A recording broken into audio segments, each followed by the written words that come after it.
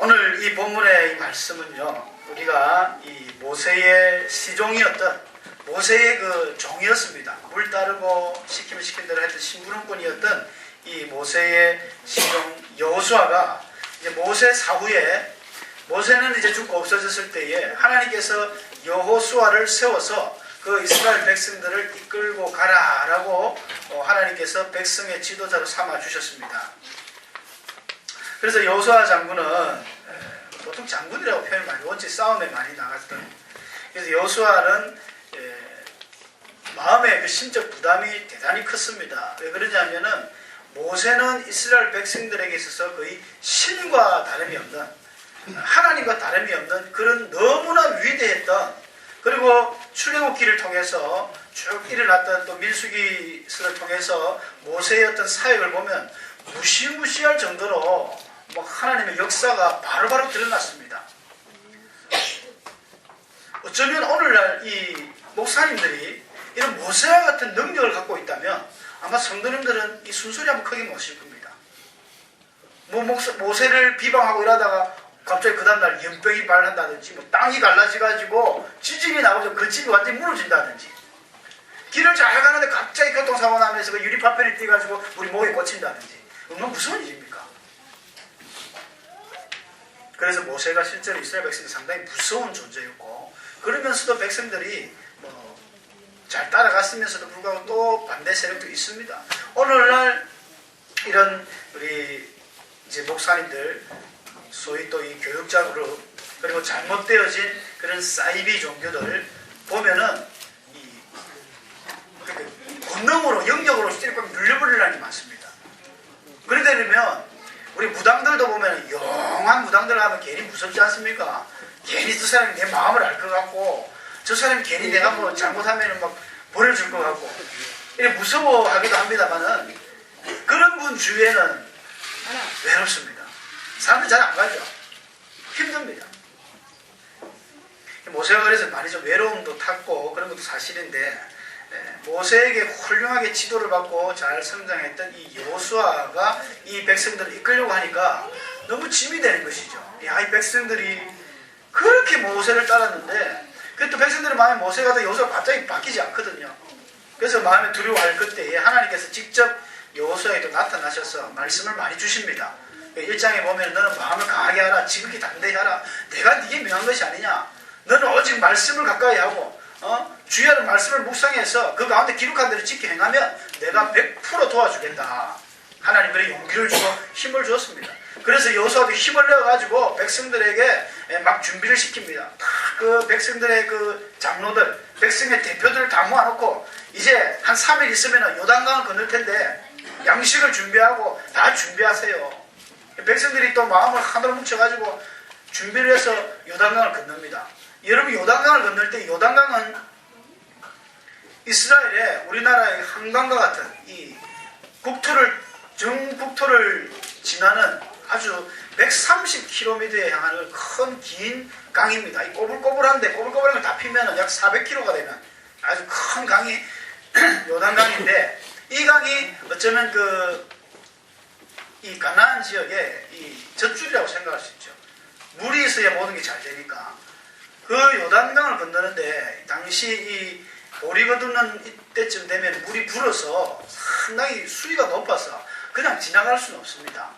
그냥 지나갈 수는, 사람이 물살에 빨리 들어가 죽을 텐데 하나님께서는 들어가라는 거예요. 그래서 제사장들이 그 법궤를 어깨에 맨 제사장들이 먼저 가서 그 요단강에 발을 살짝 담그니까 신기한 일이 벌어지는데, 물이 이제 저 위에서 내려오던 상류에서 물이 그렇게 많이 내려오던 물이 어느 시점에서부터 물이 딱 스톱되고 그 물이 옆으로 이렇게 돌아가는 거예요. 그래서 정작 이스라엘 백성들이 요단강을 건널 때에는 물이 거의 뭐 무릎 정도만 찰랑찰랑할 정도로 그렇게 계속 요단강을 지나는 이 놀라운 일이 발생합니다. 하나님의 기적이었죠. 이 일 위에 수많은 백성들이 여호수아를 향했던 불신과 아이고 좀 모세는 했는데 제가 하겠나 하는 걸 갖다가 완전히 하나님이 바꾸어 주셨어요. 그래서 하나님 말씀대로 여호수아에게 너를 모세보다 더 뛰어나게 하려 했다, 이런 말씀이 그대로 이루어지는 것이죠. 성경에는 그렇습니다. 제자가 그 스승보다 뛰어난 것, 유교에서는 스승의 그림자도 밟지 말하지만은 성경에는요, 내가 가르친 사람이 내보다 더 뛰어나는 거.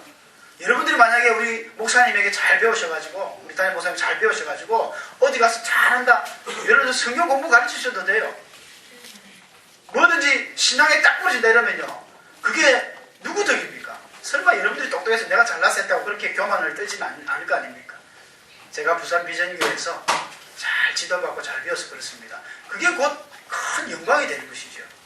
예수님께서도 나를 믿는 자는 나보다 더 큰 일을 한다고 예수님이 직접 말씀해 주셨거든요. 그래서 여호수아가 이렇게 백성들에게 신임을 확실하게 얻고 이제 요단강을 건너갔다는 말은요, 이제 가나안 땅이 바로 눈앞입니다. 사실 요단강 건너기가 힘들어서 그렇지 요단강만 지나면 바로 앞에 여리고성이 팍 있어요. 가나안 땅에 들어가는 이제 첫 번째 성이 여리고성인데 상당히 두터운 성벽, 이 성경 고고학자들이 이 여리고성을 발굴을 했는데 성벽의 그 두께만 해도 어마어마한데 그 두께가 이중벽으로 구성이 되어 있어요. 벽이 보통 하나로 되어 있는데 이걸 두 개로 세워가지고 철옹성이다라고 이야기를 할 정도로 어떠한 어떤 힘으로서는 무너뜨릴 수 없는 그런 성이 여리고성. 그런데 그 여리고성을 정말로 어떠한 힘을 들이지도 아니하고 성만 뺑뺑뺑뺑 돌다가 그 성이 무너져 버렸어요. 여호수아를 위하라, 하나님을 위하라, 크게 막 하나님을 찬양하니까 성이 바깥으로 무너지면 또 우리 이스라엘 백성이 다칠 텐데 안으로 이렇게 무너진 이런 기적들이 그대로 이 발굴학자들이 지금도 그걸 재건해서 모양을 만들어뒀죠.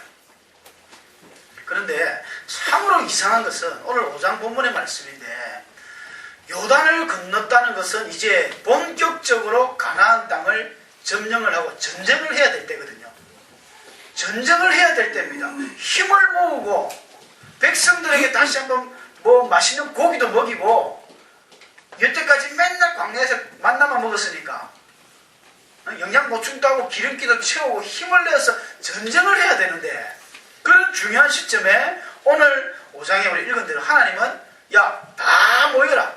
모여서 남자는 전부 할례를 행합니다. 이 할례가 무엇입니까? 이제 오늘날 뭐 어린이들 우리가 포경수술을 합니다.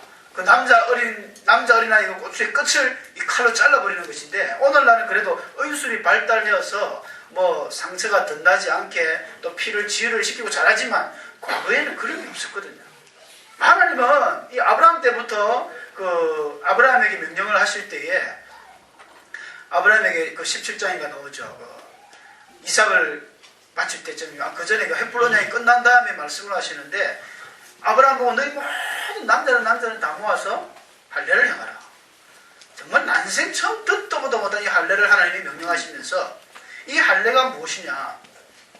할례를 해야만 너희가 내하고 언약의 백성이 된다. 피로써 언약을 한다. 그런 의미가 있습니다. 할례를 행하지 아니하면 너희는 내 백성이 아니다. 할례를 행하면 너희가 내 백성이다. 이런 하나님의 어떤 이론이었어요.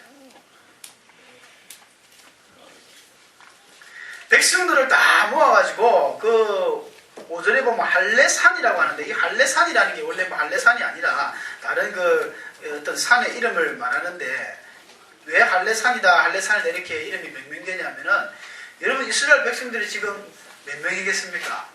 한 1000명 되겠습니까? 1000명이나 한 10,000명? 아니죠. 민수기서 1장에 보면 이스라엘 백성들을 출애굽하고 계수했을 때 수를 시합했을 때 60만 3,550명이가 나와요.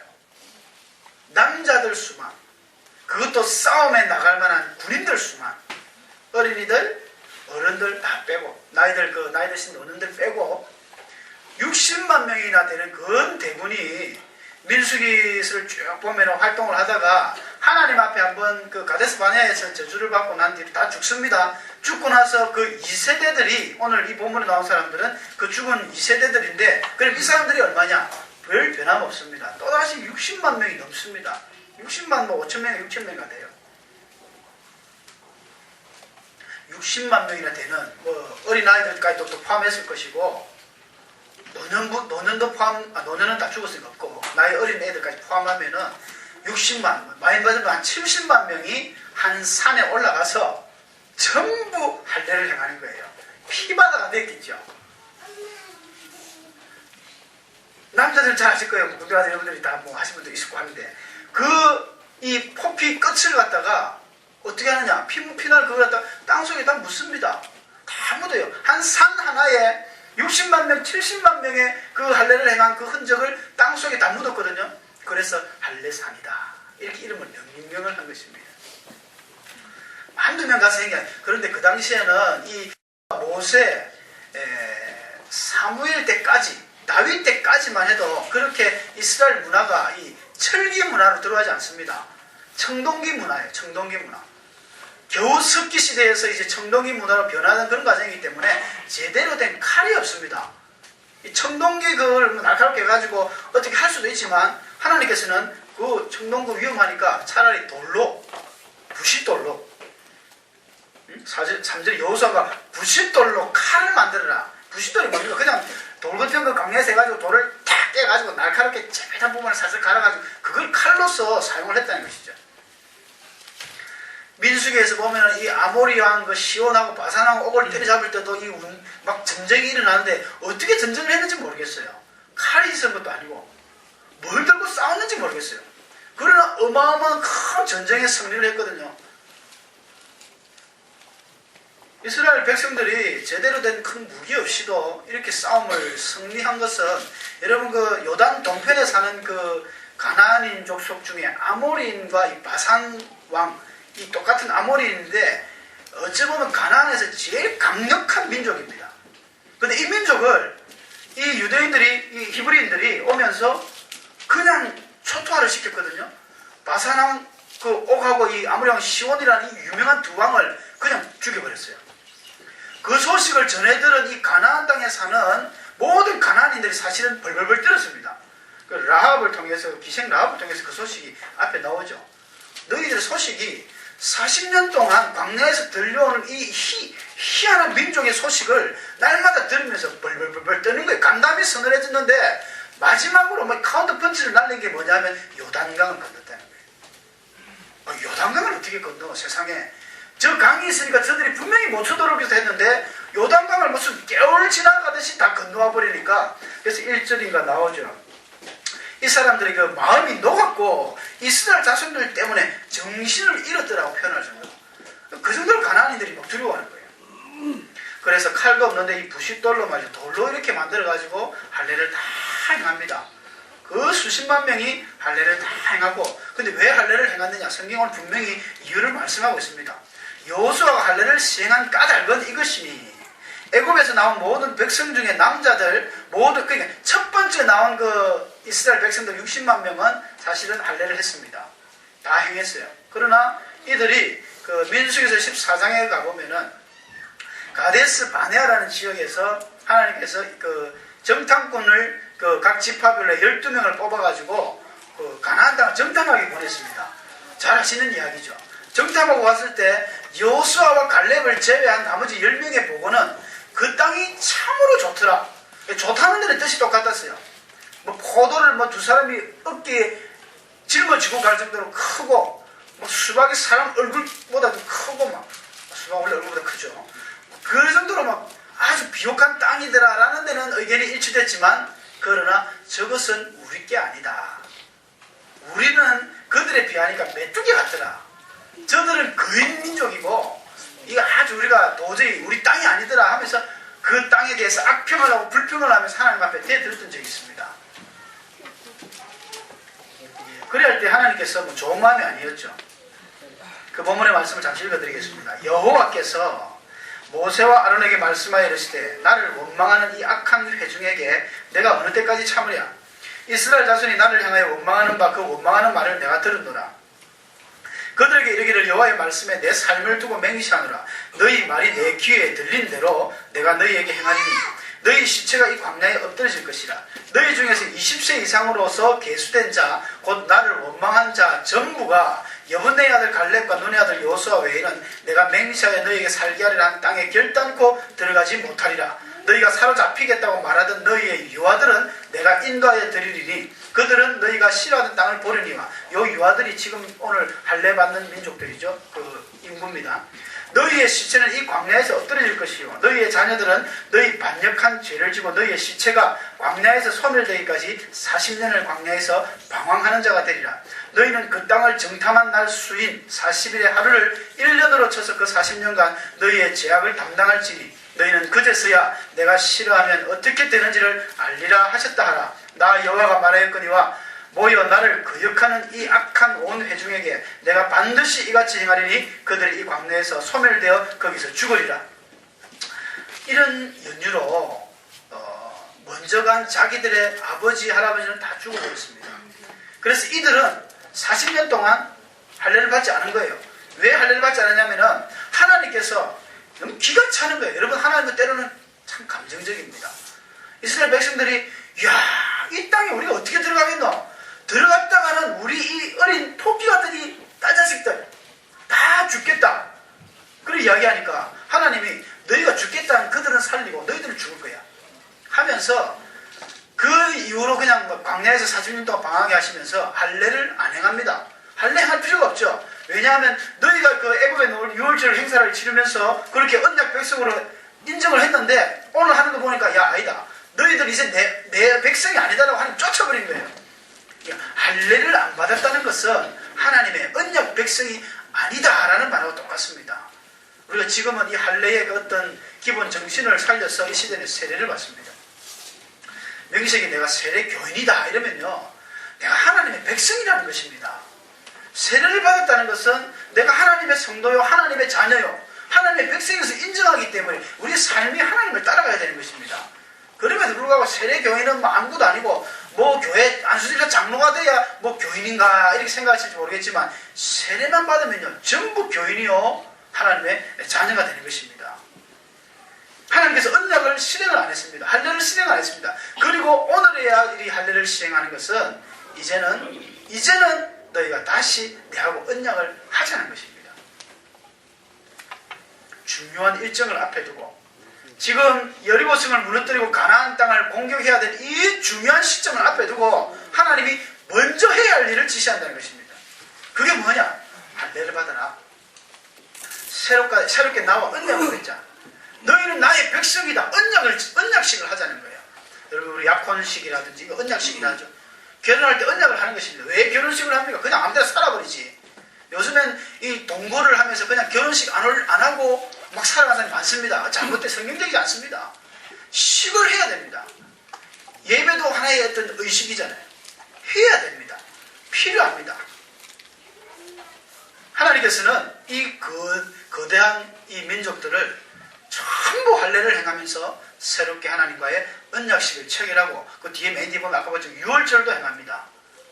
유월절이라는 것은 다시 새롭게 하나님의 백성으로서 지킬 도리를 지키는 것이거든요.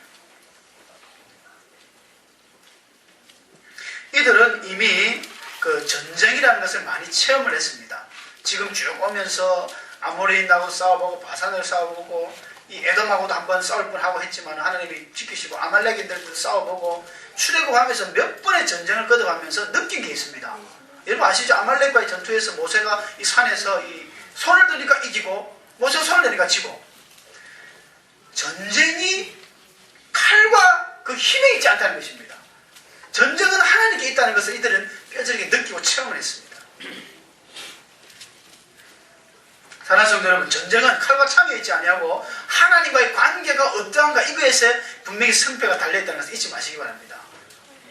이 사무엘상 17장에 보면 다윗이 유명한 말을 했죠. 그 골리앗과 싸울 때 뭐라고 하였습니까? 너무 멋있는 말을 했습니다.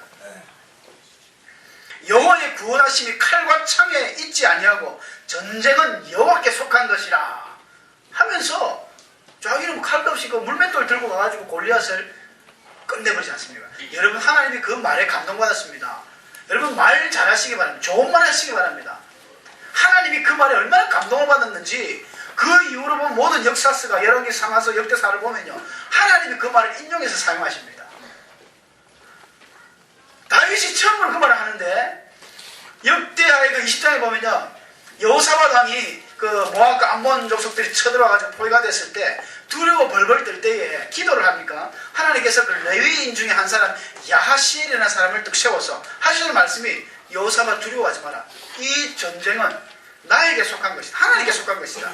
전쟁은 칼과 창에 있지 아니하니 하나님께 속했다. 하나님이 그대로 다윗의 말을 또 인용해서 쓰세요. 자주 사용합니다. 우리의 의지의 대상이 바로 하나님이십니다. 이런 능력이 하나님 책임지겠다는 것이죠. 사람은 말입니다. 안 그런다 하면서도 자꾸 사람을 의지하죠. 의지하는데 누구를 의지합니까? 의지할 만한 사람을 의지하지 않습니까? 정말 쥐뿔도 없는 그런 사람을 누가 의지합니까? 적어도 돈이 있고 권세가 있고 힘이 있는 사람, 괜히 그런 사람을 나의 친구로 딱 두면은 내가 뭔가 든든하지 않습니까? 옆에 친구가 말이지 강호동 같은 경치권 씨름 선수다. 아니 뭐 하다못해 격투기 선수가 싸움을 잘한다. 이런 친구 같이 다니면 괜히 그냥 뭐 든든해지는 그런 마음이 있어요. 아니면 친구가 어떤 뭐 회장님 어떤 뭐 며느리다. 그런 친구하고 또 같이 다니면 뭐 급한 일 생기면 또 착착착 카드로 다 해주고 얼마나 좋습니까? 사랑하는 성도 여러분, 이렇게 늠름하고 든든하고 믿음직스러운 신실하신 우리 하나님께서 모든 걸 책임지신답니다. 어떻게 해야 되겠습니까? 올해를 살아가는 우리 성도님들께서는 혹시 올해 안에 하나님의 영광을 멋지게 돌리기를 원하시는 성도님이 있다면 먼저 하나님과의 관계를 정립하시기 바랍니다. 이게 먼저 돼야 됩니다. 하나님 그래서 할례를 행했습니다. 지금 이 할례 행하는 것이 대단히 위험합니다. 여러분 남자들은 해보셔서 알겠지만 이 할례 받으면요 한 일주일 동안 몸이 부자연스럽습니다. 힘을 못 씁니다. 그래서 그 야곱의 둘째 셋째 그 시므온과 레위가 말이죠. 한때 그 디나 자기 여동생 디나가 강간당했을 때 세겜생해가지고 거짓말로 약조하지 않습니까? 너희들 남자들 다 할례 받으면 우리하고 같이 통혼하고 결혼하겠다. 그래놓고는 한 이틀째 3일째 고통이 제일 심할 때 넘어가가지고 막 두 사람이 그 세겜 온 땅을 다 죽여버렸어요. 남자는 다 죽였거든요. 그게 왜 가능하느냐? 아프니까 싸울 수가 없는 거예요. 우리 초등학생들 애기들 보면 한 번씩 거기서 쓰라면 자기가 이불로 세수를 해내고 어그적 걷습니다. 아프니까 힘을 못 써요. 만약에 여호수아가 지금 이 할례를 잘 행했는데 60만 대군이 지금 뭘 어그적 할 때 여리고성에서 야 기회는 이때다 공격 이랬으면 어떻게 됐겠습니까? 다 죽었죠. 근데 희한하게 하나님께서는 이미 그들의 마음을 싸울 힘도 없더라고 완전히 다 마음을 이런 싸움은 마음이거든요. 마음이 강해야 되지 않습니까? 아무리 무기가 좋아도 마음이 약하면 안 됩니다. 그래서 하나님께서는 먼저 일단 할례를 다 시켜버린 거예요. 정신 상태를 새롭게 하는 것입니다. 하나님과의 관계를 정립하는 것입니다. 그래서 하나님의 거룩한 이 전쟁, 성전을 치르기 전에 육신은 약간 힘이 들었지만 이 할례를 행함으로써 정신적으로 정말 하나님을 먼저 바로 설 수 있도록 하나님께서 이 정신이 흐트러져 가지고 마음은 콩밭에 있으면서 예배 드리는 거 그건 정말 싫어하십니다. 정말 하나님이 진저리를 치시고 내 마당만 바른다고 하면서 가라 그랬어요. 이사야에서 보면 그런 이야기 나오지 않습니까? 너희 죄가 가득함으로 너희 불의가 내가 숨을 못 쉬겠다. 내 바닥만 밟지 말고 다 가라 이랬습니다. 여러분 제사가 중요한 것이 아닙니다. 예배가 중요한 것이 아니에요. 물론 중요하지만 예배 드리는 자의 그 행함 이것이 믿음이 대단히 중요한 것입니다. 예배는 뭐 아무리 예배를 많이 드리든 뭐합니까? 내 삶이 변하지 않는다면 그것은 의미가 없는 것입니다. 예수님께서도 예배 드리다가 친구하고 싸우고 있으면 예배가 중요하지만 예배보다 더 중요한 것은 가서 화해해라는 것입니다. 인간적인 관계죠. 여러분 하나님 믿노라 해놓고는 그 요한사도도 그랬죠. 하나님을 믿노라 하나님을 사랑하노라 해놓고 눈에 보이지 않는 형제를 사랑치 않으면 너의 사랑이 얼마나 진실한가 가짜라는 것입니다.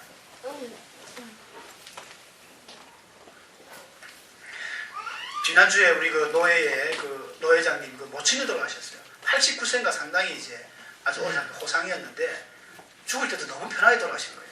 그 큰 아드님이 어머니 불러서 대답이 없이 들어가 보니까 그냥 가만히 앉아서 숨을 안 쉬더라는 거예요. 참 신기한 일이죠. 그러니까는 뭘 먹다가 죽인가 우유인가 먹다가 이 사람이 우리 목에는 이 식도와 기도가 두 개가 있습니다. 여러분 기가 찬다는 말을 한 번씩 아시죠? 기가 참 크면 죽습니다. 기가 찬다는 것은 기도가 찬다는 것이거든요. 음식물이 하나님이 희한하게 식도가 들어가야 될 것, 공기가 들어가는 것인데 희한하게 여기서 어떤 기가 막힌 센스가 목속에 다 있습니다. 그 하나님 센스 작정해서 이게 음식물인지 공기인지 차차차 이렇게 아주 빠르게 움직이면서 음식이 들어가면 식도로, 호흡이 들어갈 때 기도로 밥 먹을 때 이 계단 건드린다고 잘못 건드리면 이게 공기가 들어갈 기도에 음식물이 들어가면 기가 차서 죽습니다. 이 할머니께서 아마 음식물이 희한하게 기도로 들어가서 기도가 막히신 것 같아요.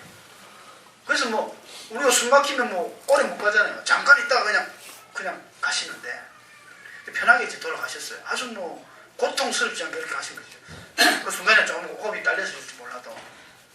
그래서 병원에 뒤늦게 가가지고 응급조치하고 하면서 조금 더 사셨다가 편안하게 가셨다던데, 그 목사님이 그 장례 집례하면서 하시는 이야기가 이제 약간 그 진주에 사시거든요. 진주에 좀 떨어진 교회인데, 교회를 가려면은 산을 넘고, 뭐 강은 안 넘지만은 산을 넘고 산비탈을 호롱볼 하나 들고 후레쉬 들고 이렇게 저녁 예배를 가고, 대단히 열정적이신 분이었어요. 그러니까 그분 자녀를 위해서 계속 새벽마다 기도하시고, 그 큰아들은 장로고 둘째는 또 우리 목사님, 참 제가 존경하는 목사님, 노회장님이시죠. 그 목사님들이죠. 자녀들이 다 잘 되고. 그분이 그 마지막 하간 예배를 들으면서 인도하시다가 하시는 이야기가, 자기 교회 주보를 보여주시면서, 자기가 마지막으로 이제 몸이 이제 하도 아프셔서 교회를 못 오시니까 집에 신방을 갔더니 그 할머니께서, 목사님, 제가 이 주보 순서를 다 보고 시간 딱 11시 땡에 맞춰가지고 다 예배를 드렸다는 거예요. 교회를 못 가니까 주보 딱 보고 순서에 맞춰가지고 묵상기도 하면 자기가 기도하고, 뭐 헌금은 어떻게 되는지 모르겠습니다. 성경 보고 이 예배의 시간을 지키면서 했다는 것입니다. 그러면서 그 목사님 칭찬을 하세요. 세상에 이런 분이 세상에 어디 있는가? 우리가 주일날 안 나오면 주일을 주일같이 여기는가? 그냥 아무 때나 편하게 지내는데 그 시간을 엄수하면서 지키는 정말로 이 시대 최고의 믿음이 아닌가 하면서 목사님 자랑을 하시더라고요. 정말 그렇더라고요. 저도 마음이 많은 도전이 되고 찔림이 됐습니다. 오늘날 이 예배를 그렇게 소중하게 여기시는 분이 과연 얼마나 있는가? 삶의 변화거든요. 정신적인 변화입니다. 내가 무엇이 중요하다, 하나님과의 관계가 올바로 정립된 사람이라면 이런 행동이 나와야 되는 게 정상이죠. 힘든 일입니다. 이런 믿음의 정립을 잘 하셔서 올해도 정말 하나님 축복받는 우리 한 해가 되시길 주의 이름 축원합니다. 이 두 번째는 보면 그런 의미가 또 있는 것 같아요. 육신의 정욕을 제어하는 것입니다. 여러분이 할렐루야 아까 이야기했지만 몸이 피곤합니다. 아픕니다. 힘이 듭니다. 아무리 혈기방자한 사람이라도 한 3일 굶겨놓으면 사람이 그냥 힘이 쭉 빠지죠. 그래도 안 빠지면 막 며칠 더 굶가버려야 됩니다. 그러면은 더 힘이 쭉 빠집니다. 그래서 때로는 우리가 참 어떤 이 범죄를 할 때 금식하는 것도 효과적입니다. 힘이 없으니까 그냥 하나님만 바라보게 되는. 어떤 면에서 보면은요, 이 육체가 지금 힘이 들고 고통스럽다는 것은 활동력이 그만큼 저하가 되는 것입니다. 이 활동량이라는 것은 이들에게서는 지금 전투력입니다. 전투력이 완전히 없어져요. 어쩌면 이스라엘 백성들, 이 이스라엘 군사들에게 있어서 최고의 위기가 될 수도 있는 때입니다. 아까 이야기했듯이 적군이 확 쳐들어오면 큰일 나거든요. 그러나 이게 인간적인 눈의 바라봄이고, 영의 눈을 바라보면 어떻습니까?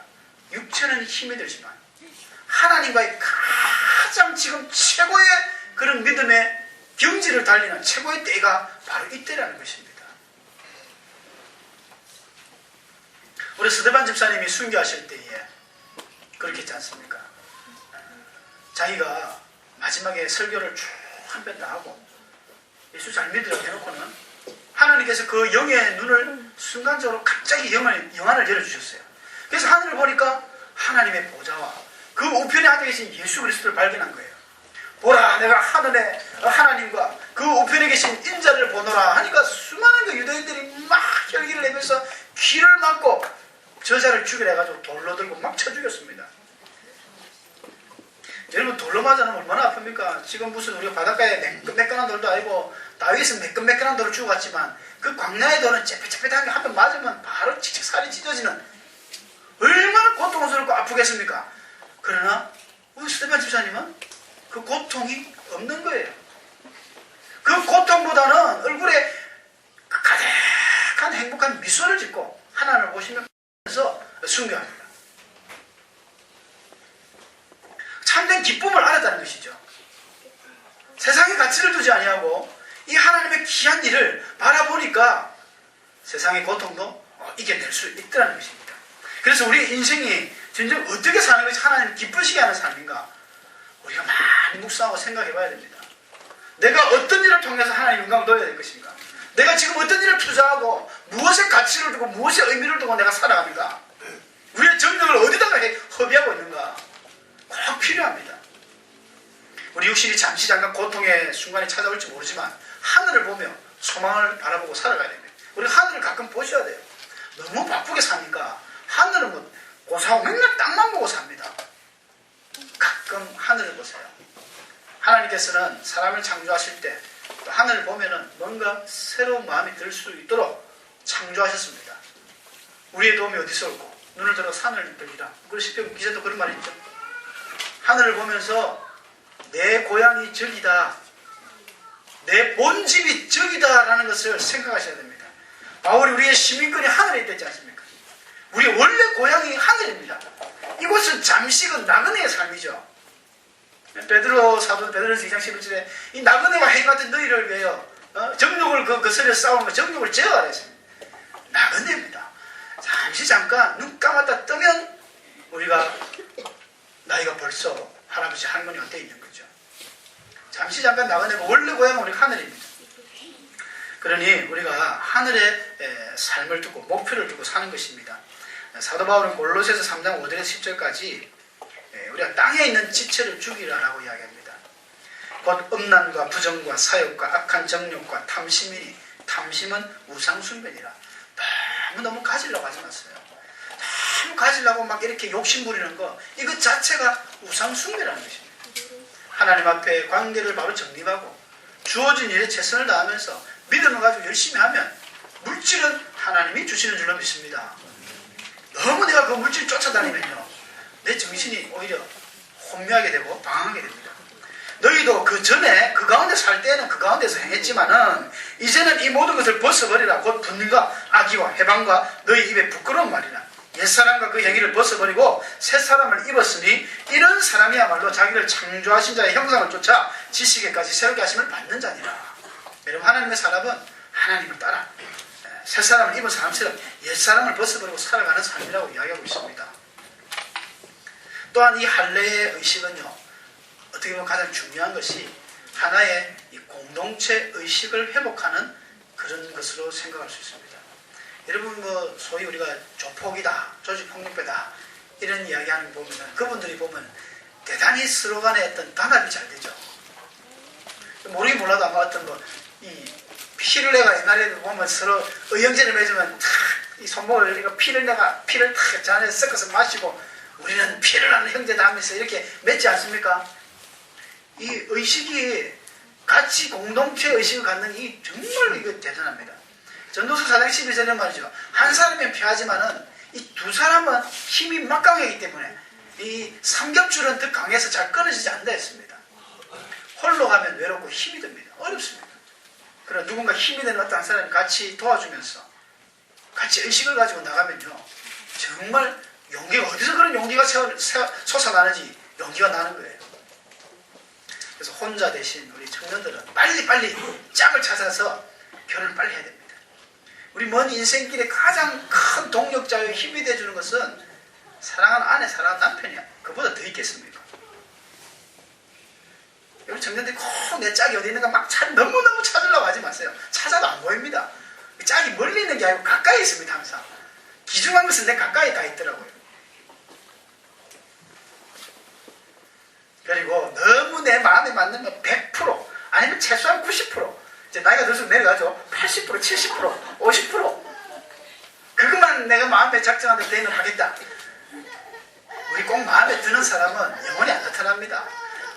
100% 맞고 정말 첫눈에 뿅 가서 사랑하는 사람은 그 섹스피어 어떤 그런 소설 문학이나 나오는 일이지 우리가 진짜 큐큐티 화살을 맞은 것처럼 사랑해서 결혼하는 것도 있지만 그것보다는 사랑하기 위하여 결혼하는 것입니다.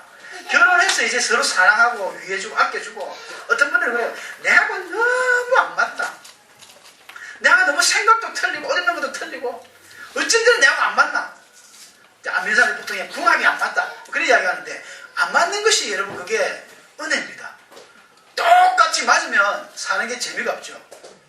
안 그렇습니까? 똑같은 거 말라고 결혼해서 삽니까? 떨어질 수도 있는데.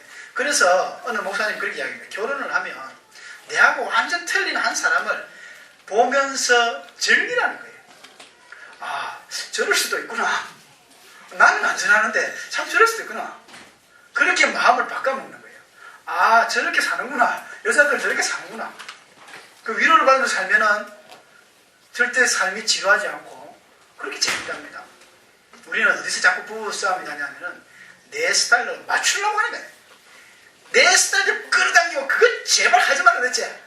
저번에 이야기했지. 몇 번째고. 이러면 자꾸 싸움이 커집니다. 그러면 또 처가에 또 시댁에 막 일을 다 꺼내고 싸움이 걷잡을 수 있게 가져가지고 결국 갈라서자 막 이래 되는 것이죠. 그냥 즐기세요. 즐겨야 됩니다. 그래서 너무 맞는 거 우리 찾으려면 청년들 절대 결혼 못합니다. 적당한 한 8분, 7분쯤 되면 만나가지고. 왜냐하면 우리한테 또 자기가 한 2분, 3분 되잖아요. 합하면 이제 온전히. 그래서 하나님께서 둘이 연합하여 하나가 된다. 하나가 되었는데도 불구하고 계속 둘이면 그건 하나가 안 되죠. 전혀 다른 인격체가 만나서 하나가 되는 게 결혼이거든요. 그래서 참 우리가 이 결혼이라는 거죠. 둘이 가장 인생에 있어서 가장 큰 힘이 되는 사람은 우리 옆에 계신 가장 사랑하는 아내 남편인 줄 압니다. 그래서 베드로 사도는 일찍 자기가 또 결혼을 해보니까 경험을 해서 그런지 그런 이야기를 합니다. 남편들아, 남편 된 자들아, 너희 아내와 동거하고 저는 더 연약한 그릇이요 또 생명의 은혜를 유업으로 함께 받을 자로 하나 기억이라. 더 연약한 그릇이요. 여러분 이 유리 같은 거는 우리가 깨지기 쉬우니까 이사할 때도 어떻게 합니까? 안 깨지도록 신문지를 막 해놓고 박스에 해놓고 그 끝에다 혹시나 잘못하면 빨간 매직으로 유리 그릇 조심하세요. 조심 하지 않습니까? 여인들이 연약한 그릇입니다. 요즘 좀 더 강한 그릇들도 많이 생겼습니다만은 여자는 좀 연약하다. 그리고 무엇보다도 생명의 은혜를 유업으로 함께 받을 자. 사실 함께 받는 게 아니고 여인이 없으면 아내가 없으면 아이는 어디서 나옵니까? 미국에는 뭐 동성연애가 지금 인정돼가지고 남자들끼리 결혼해서 살기도 합니다만은 여러분 남자는 진짜 100번 죽었다 깨어나도 애 못 놓지 않습니까? 하나님이 주신 가장 여인에게 큰 축복과 능력은요, 자녀를 출산할 수 있다는 것입니다. 여러분 아담 하와는 부모가 없습니다. 부모가 없잖아요. 그래서 불행한 자들입니다. 근데 이 아이를 가진 배가, 그 태가, 아이를 갖는 태가 복이 있도다. 성경이 이야기하죠. 여인은 애를 낳는 게 그만큼 큰 복입니다. 그래서 빨리 우리 청년들 결혼해서 애를 많이 중중 낳아야 돼요. 말라기서에 보면 하나님께서 이렇게 자녀를 낳는 그 원인을 뭐라고 해야 하냐, 경건한 후손을 얻기 위함이다. 하나님의 자녀들이 빨리 결혼해서 경건한 후손을 낳아서 잘 키워서 이 시대에 하나님의 일꾼으로 주역으로 만들어야 되지. 안 믿는 사람들이 계속 나오면요, 소위 마귀 새끼밖에 더 됩니까? 마귀 장년이 돼가지고 그들이 커서 나쁘지도 않은 거예요.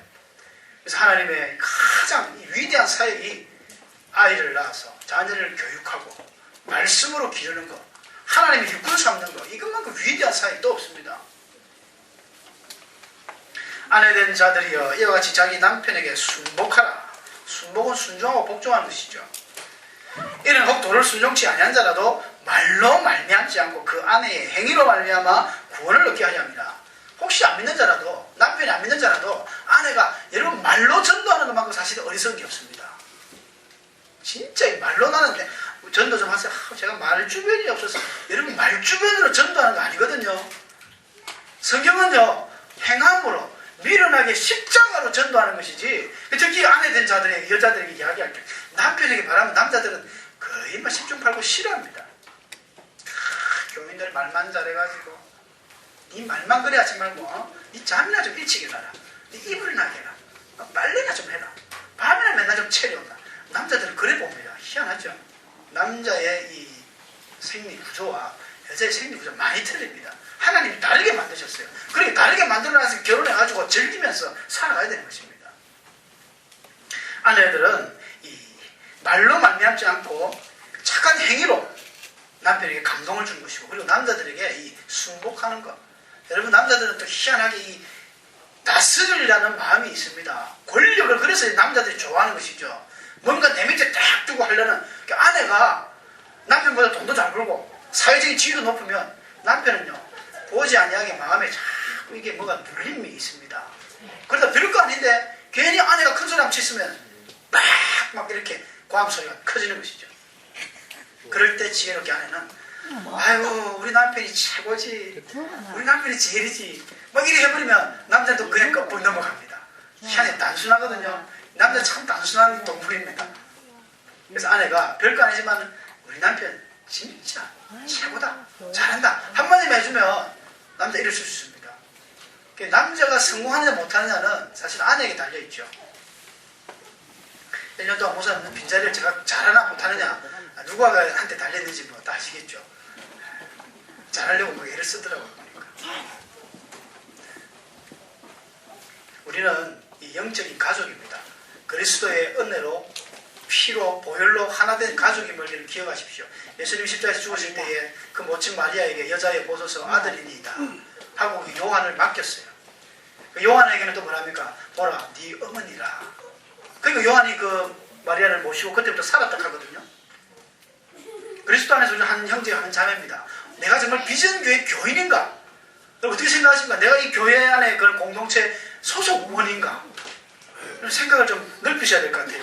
우리 담임 목사님이 교회의 아버지가 되시고 장로 권사 모든 우리 집사님 재직들이 이제 어머니 같은 그런 포커나무로 같이 이렇게 성도들을 잘 합해서 나가는 이런 아름다운 모습이 바로 하나의 공동체가 된다는 것입니다. 오늘 여호수아 장군이 아주 큰 전쟁을 앞두고 이렇게 위험하면서도 엄청난 이 할례의 사건을 행한 것은 물론 하나님 지시하셨지만 하나님께서 이 전쟁이 중요한 것이 아니고 사업이 중요하고 돈 버는 것이 중요한 것이 아니고 공부가 중요한 것이 아니고 먼저 하나님의 백성됨을 이 언약 정립을 하고 먼저 해야 될 것이 무엇인지 가르쳐 준 사건이라고 우리 보시면 될 것 같습니다. 이러한 일들을 잘 하니까 그 다음부터 전쟁이 너무 쉽게 진행되는 걸 봅니다. 가는 곳마다 승리합니다. 우리의 싸움은 혈과 육이 아닙니다. 눈에 보이지 않는 악한 영들과의 싸움이기 때문에 여러분들이 먼저 믿음으로 바로 서서 이번 2011년 한 해를 끝까지 승리하고 영광 돌리시는 주의 충성된 하나님의 백성들 되시기를 주의 이름으로 축원합니다.